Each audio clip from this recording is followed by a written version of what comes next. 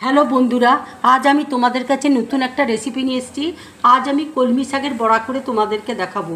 এই কলমি শাকের বড়া করতে দেখো কি কি লাগছে, তোমাদেরকে দেখিয়ে দিচ্ছি। দেখো এখানে সেদ্ধ করা কলমি শাক রয়েছে, রসুন লঙ্কা বাটা রয়েছে, বেসন আছে, পেঁয়াজ কুচি আছে, চিলি ফ্লেক্স আছে, হলুদ আছে, নুন আছে। আর আমি একটা বোলের মধ্যে দেখো কলমি শাকটা নিয়ে নিচ্ছি। এবার আমি রসুন লঙ্কা বাটাটা দেখো দিয়ে দিচ্ছি, পেঁয়াজ কুচি দেখো দিয়ে দিচ্ছি, চিলি ফ্লেক্স দেখো দিয়ে দিচ্ছি, হলুদ দেখো দিয়ে দিচ্ছি, আন্দাজ মতো দেখো নুন দিয়ে দিচ্ছি। এবার দেখো বেসন দিয়ে দিচ্ছি। এবার আমি সব একসাথে দেখো মেখে নিচ্ছি।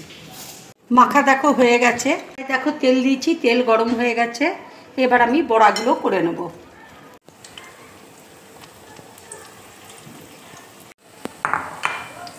এইরকম বড়া ভেজে তোমরা গরম ভাতের সাথে খাবে, খুব ভালো লাগবে খেতে। ভাজাটা দেখো হয়ে গেছে।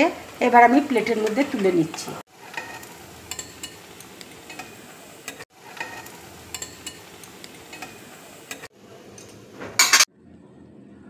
বন্ধুরা, তোমরা এইভাবে কলমি শাকের বড়া ভাজা বানিয়ে বাড়িতে খাবে।